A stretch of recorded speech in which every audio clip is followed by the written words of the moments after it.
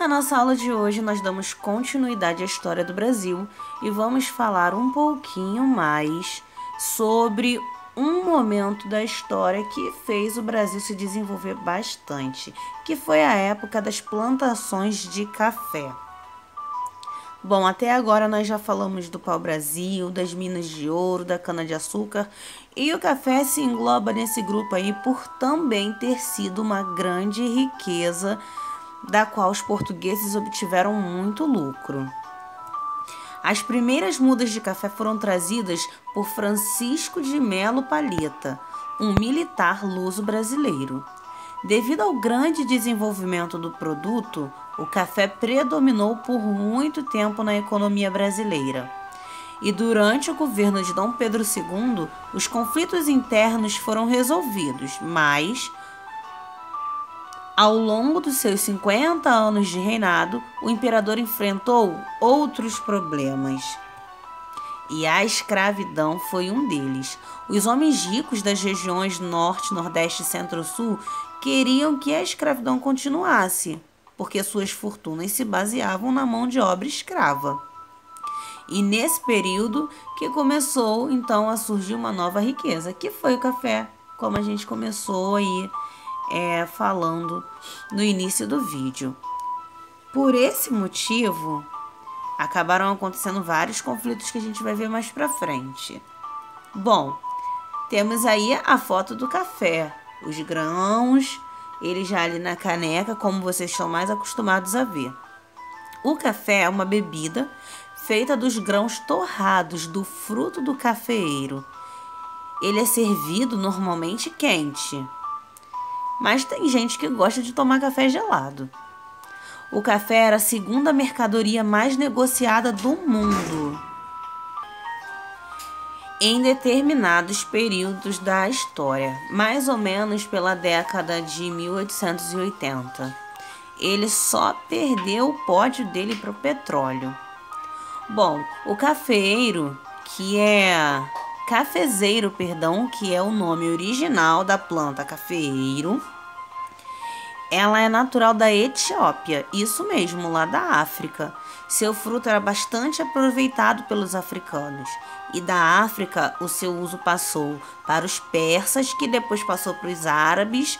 E assim o café ganhou o gosto de milhares de pessoas, do Oriente à Europa. Bom, a partir de 1871, as fazendas de café produziam 5 milhões de sacas por ano. A riqueza gerada pelo café modificou a sociedade brasileira. Os donos das fazendas agora eram os barões do café e faziam parte da sociedade dessa época. Essa aí é a foto, uma das fotos das imagens que a gente tem dos barões do café. Por que a cana-de-açúcar não estava sendo tão vistada nessa época? Porque lembra que os holandeses, quando foram expulsos do Brasil, levaram as mudas de cana-de-açúcar?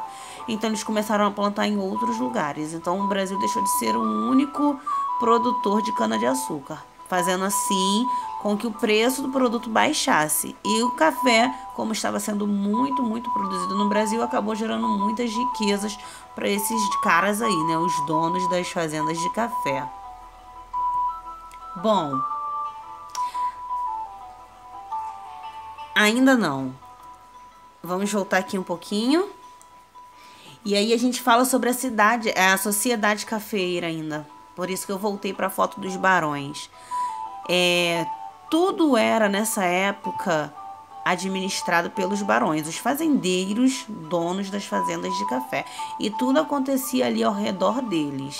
Lembra quando a gente falou sobre a cana-de-açúcar? E aí falamos sobre os aspectos que aconteciam por causa da plantação? E a mesma coisa foi na parte das minas de ouro, que foi se desenvolvendo uma sociedade em volta das minas.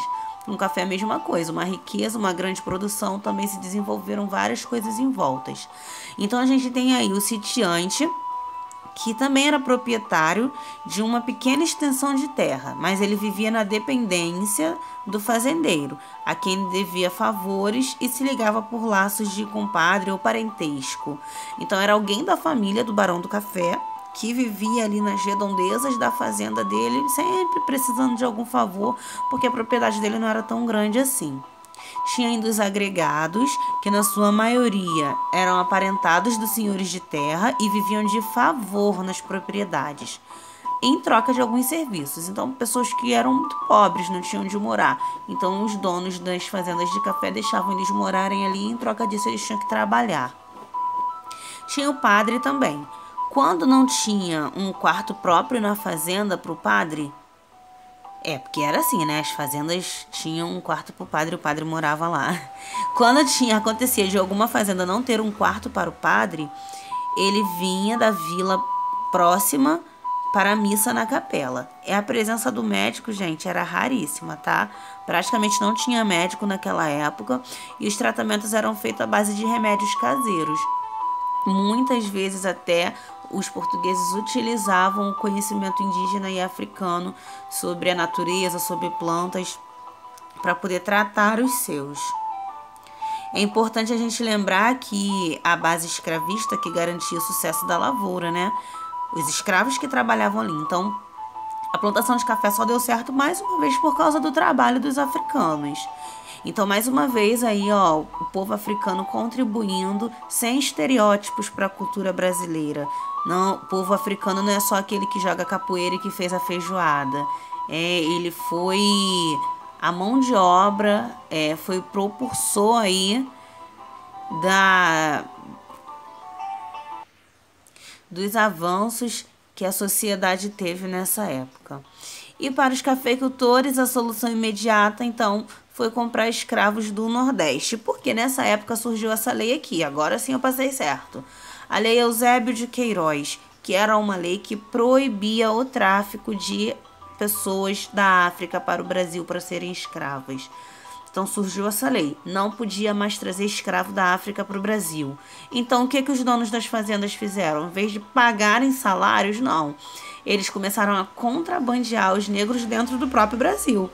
Então muitas vezes eles iam no Vale do Paraíba pegar esses escravos que já estavam lá na região do Nordeste e trazer para cá. Mesmo com a lei dizendo que não podia. Quer dizer, eles se fizeram de espertos, né? A lei dizia que não podia trazer pessoas da África para o Brasil. Eles pegaram as pessoas que já estavam no Brasil. Só trocaram os africanos de região, mas continuaram sendo escravos e trabalhando lá nas lavouras.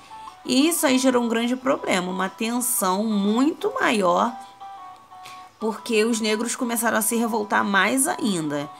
Porque uma lei que estava surgindo ali para tentar dar uma melhorada para eles, e os portugueses sempre arrumavam um jeito de ludibriar aí as regras para seu próprio benefício. E como será que era feito então esse trabalho aí nos cafezais? Como que era produzido, né? Então vamos lá. Era feita a limpeza nas áreas destinadas à plantação de café, queimava-se a mata para arar e preparar a terra. Depois as sementes eram plantadas e após 4 anos, gente, é isso aí, eu disse 4 anos. Depois de 4 anos das sementes de cafés plantadas, que tinha a colheita. Na realização da colheita, os frutos eram apanhados um a um. Os grãos eram peneirados, sendo eliminadas as impurezas, tirando a terra, as pedras, as folhas, tudo que vinha ali misturado.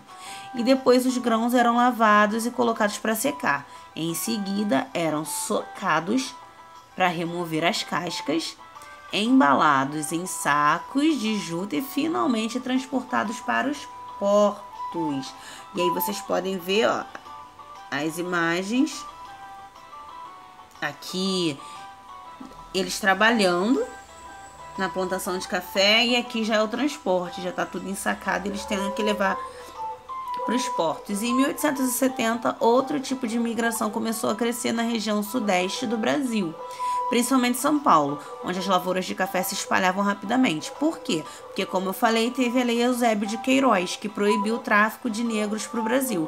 Então, como já não estavam vindo tantos africanos para trabalhar, os portugueses, alguns donos de fazenda, começaram a chamar os imigrantes. Nós também já falamos isso em uma das aulas. E aí os imigrantes começaram a se instalar ali em São Paulo e trabalhar nessas plantações de café. O café foi trazido da África para a América, como a gente já falou, mas isso foi há cerca de 300 anos atrás. E devido às condições climáticas, as tentativas de cultivo não aconteciam na capital do Brasil, que na época era o Rio de Janeiro. o café era o produto mais vendido fora do país por volta de 1840, e nessa época o Brasil era independente e não era mais colônia de Portugal. Então, todo o lucro que se tinha com as plantações de café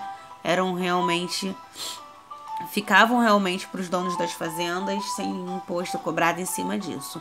Só que, como eu falei aí, essas plantações não aconteciam no Rio de Janeiro. Falamos na aula de geografia sobre o clima, lembra? Determinados tipos de vegetais, de plantas, só nascem de acordo com determinados climas. Como no Brasil era muito quente, o café não nasce em lugares muito quentes, no Rio de Janeiro não tinha fazenda de café. Por isso que a gente falou que a maioria dessas instalações aconteceram em São Paulo, porque é uma região que tem um clima mais friozinho e mais úmido. Bom, os escravos foram os primeiros trabalhadores, né, das fazendas de café. Depois vieram os imigrantes, mas os primeiros a trabalharem no café foram os escravos.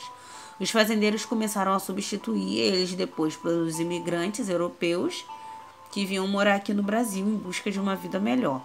A produção de café não parava de crescer e o seu vapor também era bastante alto no mercado.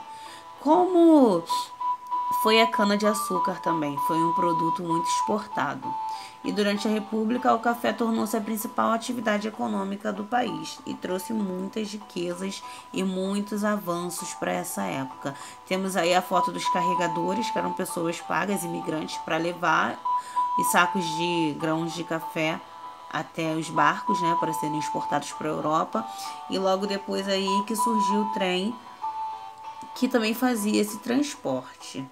Bom, além de tudo isso, o café trouxe, né, favoreceu a região brasileira, não só o bolso dos fazendeiros, mas acabou trazendo também alguns avanços para algumas áreas, porque em volta das plantações de café, das fazendas, iam surgindo comércios, mais casas, mais construções, e as coisas iam avançando com o passar do tempo. Por volta de 1870, existiam poucas indústrias no Brasil. E com a expansão do café, muitos fazendeiros paulistas mudaram-se para as cidades e começaram a abrir indústrias de sabão, de tecido, de bebidas, de papel, de alimento. Então, nessa época, foi surgindo um monte de novas indústrias. Eram nos estados do Rio de Janeiro, de São Paulo e no Rio Grande do Sul, que se localizava a maior parte das indústrias. Das indústrias, hein, gente? Não do café.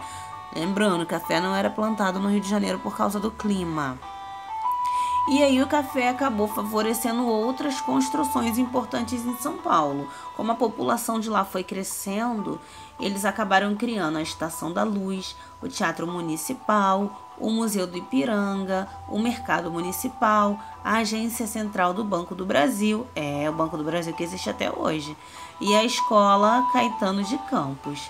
Temos aí duas fotos da Estação da Luz e do Teatro Municipal, que são lugares que você pode visitar até hoje, são pontos turísticos de São Paulo. Bom, essas foram as informações da aula de hoje, para você entender aí mais um pouquinho da história do nosso Brasil, como que algumas coisas surgiram, como que algumas coisas se desenvolveram e quais povos contribuíram para o crescimento da nossa nação. Agora vamos para a atividade e até o próximo vídeo.